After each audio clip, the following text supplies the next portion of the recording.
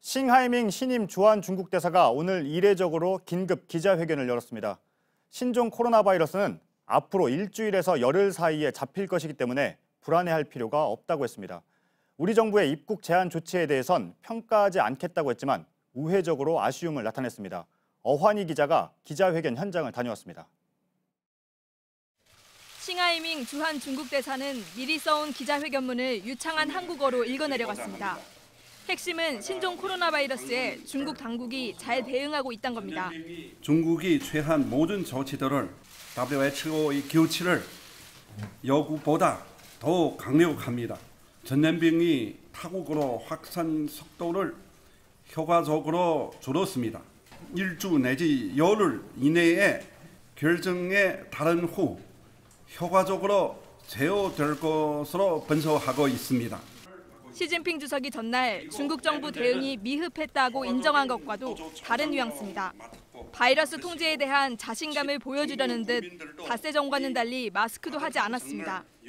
마스크나 방호복 등을 보내준 한국 정부에 감사의 뜻을 전하면서도 눈 속에 있는 사람에게 델감을 보내주듯 우한 교민을 귀국시키는 데 협조한 중국 정부의 노력도 강조했습니다. 大家都知道如果没有中国政府的大量帮助韩国的专机韩国的国民能够在那么快的时间内返回韩国吗 우리 정부가 최근 후베이성 방문 외국인의 입국을 제한한 조치에 대해선 말을 아꼈습니다. 한국이 취한 조치 그에 대해서 제가 많이 평가하지 않겠습니다. 다만 교역과 이동 제한을 권고하지 않은 WHO의 조치를 따라야 한다며 우회적으로 아쉬움을 표시했습니다. 이에 대해 윤상현 국회 외교통일위원장은 한국을 가까운 이웃으로 생각했다면 국민의 안전을 위해 이동 제한을 할 수 있다는 것에 대한 이해를 먼저 밝혔어야 한다고 지적했습니다. 싱하이밍 대사는 한국에 부임한 지 일주일도 채 되지 않았습니다. 신임장 제정식도 열리지 않은 상태에서 신임 대사가 기자회견을 연 건 상당히 이례적입니다. JTBC 어환입니다. 정부는 중국 전역에 여행 경보를 철수 권고로 올리겠다고 발표했다가 곧바로 검토하겠다며 한 발 물러선 바 있습니다. JTBC가 취재한 내용이 있습니다. 당분간 중국 전역에 철수 권고를 내릴 계획은 없는 것으로 파악됐습니다. 다만 환자가 비교적 많은 중국 저장성과 광둥성 등은 검토해보겠다는 입장입니다. 정지훈 기자입니다.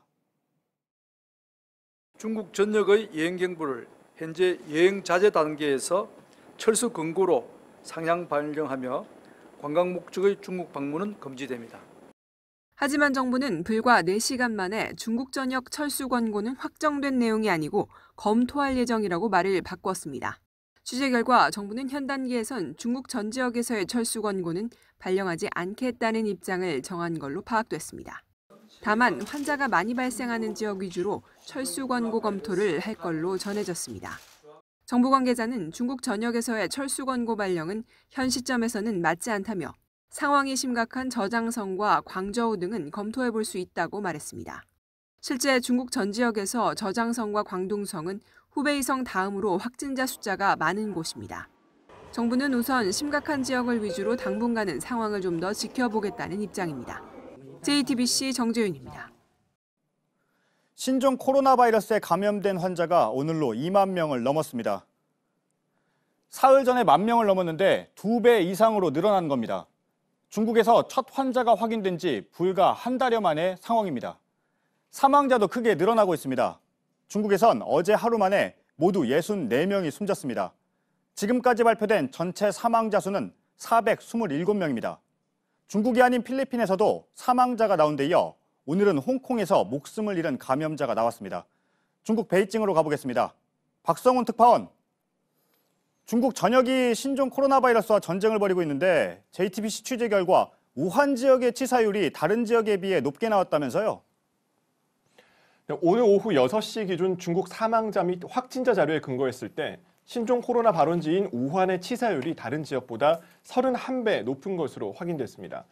우한의 치사율은 4.9%입니다. 감염되면 100명 중 5명은 사망한다는 얘기입니다. 후베이성 전체 치사율도 3.06%로 역시 높은데요. 우한과 후베이성을 뺀 중국 지역의 사망률은 0.15%에 그쳤습니다. 중국 정부가 2%라고 발표하는 건 평균값이고 실제 우한은 다른 지역에 비해 31배 사망률이 더 높은 겁니다. 이에 대해 중국 관영 CCTV는 우한에 의료진과 물자가 부족하기 때문이라고 설명했습니다. 네, 우한에선 병상을 확보하기 위해서 비상이라면서요. 이미 단 열흘 만에 우한에 허선산 병원 등 두 곳을 지어서 깜짝 놀라게 했는데요. 거기에 체육관을 개조해 대규모 임시병원을 만드는 내부 영상이 또 공개됐습니다. 보시면 흰 침대가 끝없이 놓여 있습니다.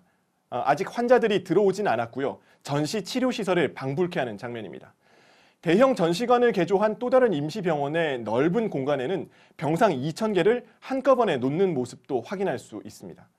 사망자가 급증하고 있는 우한의 위기 상황을 그대로 보여주고 있는 장면입니다.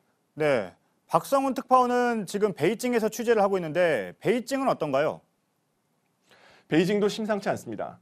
외출 금지령까지 내려진 건 아닌데도 언제 마주칠지 모르는 무증상 감염자나 슈퍼 전파자를 우려해 베이징 시민들 대부분이 밖으로 나오지 않고 있습니다. 유령 도시로 변하고 있는 베이징의 모습을 직접 영상에 담아봤습니다. 중국 베이징의 상징 천안문입니다. 도로엔 차량이 한 대도 다니지 않습니다. 천안문 광장 역시 마찬가지. 평소 중국 전역에서 모여든 관광객들로 북적이지만 오늘은 사람을 찾아볼 수 없습니다. 중국 공안과 군인들 뿐입니다. 우리나라 국회격인 인민대회당도 국립 베이징 박물관도 모두 문을 닫았습니다.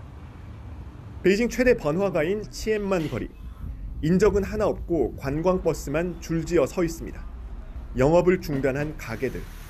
문 앞엔 2주간 나오지 말고 증세가 있으면 신고하라는 당국의 안내문이 나붙었습니다.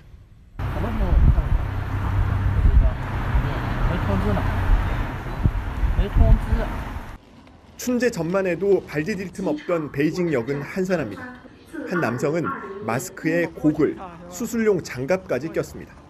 这是之前不有报道吗？他也有可能通过这个眼膜啊之类的传播，因为手套吧，咱们接触的细菌最多的地方就是手。 2003년 사스가 유행할 때 운영됐다 중단된 베이징 샤오탕산 병원도 다시 공사에 들어갔습니다. 아파트엔 외부인 출입이 전면 금지됐습니다. 취재진이 한 건물에 들어가려 하자 경비가 발열 검사를 요구하기도 합니다. 36.4도를 확인한 뒤 안으로 들여보내줍니다. 엘리베이터에선 휴지로 버튼을 눌러야만 안심하는 시민들. 베이징도 유령 도시처럼 변하고 있습니다. 네, 중국 당국의 신종 코로나 바이러스 은폐 시도에 대해 문제를 제기했다가 조사를 받은 우한 의사가 자신이 겪었던 상황을 공개했다면서요? 우한 의사 리원량이 지난달 31일 트위터 격인 중국 웨이보에 직접 공개한 내용인데요. 지난해 12월 30일 자신이 돌보던 환자의 증상이 사스와 같은 증상을 보이고 있다고 판단한 그는 동료 의사와의 채팅방에 7명의 사스 증상 확진이라고 내용을 올렸습니다. 그리고 나흘 뒤 유언비어 유포 혐의로 중국 공안에 불려가 조사를 받았고요. 반성문을 쓰고 풀려났다는 겁니다. 그가 이런 상황을 공개하자 사태가 이 지경에 이르기 전에 미리 그의 말을 들었어야 된다면서 중국 시민들은 오히려 그를 영웅이라고 칭찬하고 있고 또 여론에 밀려서 우한 공안 당국은 그에게 사과하기도 했습니다. 그는 환자들을 진료하다 현재 신종 코로나에 감염된 상태인데요. 그래서 더욱 안타까움을 더하고 있습니다. 네, 잘 들었습니다. 베이징에서 박성훈 특파원이었습니다. 일본에선 대형 크루즈선에 탔던 승객 중에 바이러스 감염자가 있었던 게 확인되면서 방역당국에 비상이 걸렸습니다. 도쿄를 연결해 보겠습니다. 윤서령 특파원, 일단 크루즈선에 타고 있던 승객 가운데 확진 환자가 더 나왔는지 궁금합니다. 네, 발열 증상을 보인 사람이 10명쯤 된다라는 일본 언론 보도는 있었습니다만 일본 정부는 사실 확인을 해주지 않고 있습니다. 크루즈선에 탔던 80대 홍콩 남성이 신종 코로나 바이러스에 감염된 사실이 확인된 뒤 일본 검역 당국은 예정보다 반나절 빨리 배를 불러들여서 바다에 정박을 시켰습니다. 어젯밤부터 검역관을 대거 투입해서 승객과 선원 3,700여 명 전원에 대해서 체온을 재는 등 대대적인 검역 작업을 진행을 하고 있는데 최종적인 결과는 오늘 밤에야 나올 것으로 보입니다. 네, 그런데 확진 환자인 80대 홍콩 남성은 일본에서 크루즈선을 탔다면서요? 네, 이 남성은 지난달 17일 이 도쿄를 통해서 일본으로 입국을 했습니다. 그로부터 사흘 뒤에 요코하마항에서 크루즈선을 탔고 이 가고시마를 거쳐서 25일 홍콩에서 내렸습니다. 9일 동안 일본 국내와 배 안을 자유롭게 다녔던 건데요. 지난 1일에 이 남성이 신종 코로나 바이러스에 감염된 사실이 확인이 됐습니다. 하지만 배 안의 승객들에게 이 사실이 전해진 것은 어제 저녁이었습니다. 한 승객의 말을 직접 들어보겠습니다. 今日が初めてです。全体放送で入ってきたのが。通常通りイベントも行われてますし、食事も通常通りですし。 윤서령 특파원. 예. 네. 예, 일본은 중국 우한을 방문했던 자국인들의 격리 기간을 2주에서 열흘로 단축하겠다고 발표했다는데 그건 왜 그런 건가요?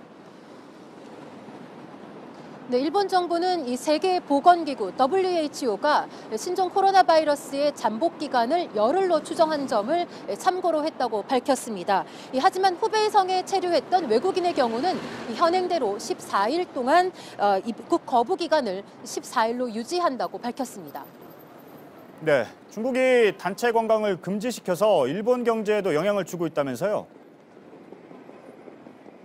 네, 제가 지금 나와 있는 이곳 긴자는 이 평소라면은 이 트렁크를 끌고 다니는 중국인 관광객들로 바글거려야 하는 곳입니다. 하지만 보시는 것처럼 거리는 매우 한산한 상태입니다. 일본 관광업계는 3월까지 최대 40만 명의 중국인 관광객이 여행을 취소할 것으로 전망을 했습니다. 대목이었던 춘절 기간에도 백화점의 매출이 20%나 떨어졌습니다. 올해 관광객 4천만 명을 유치하겠다는 것이 일본 정부의 구상이었는데 이 한국인 관광객에 이어서 중국인 관광객까지 크게 줄어들면서 더블 펀치를 맞은 셈입니다. 네, 도쿄에서 윤서령 특파원이었습니다.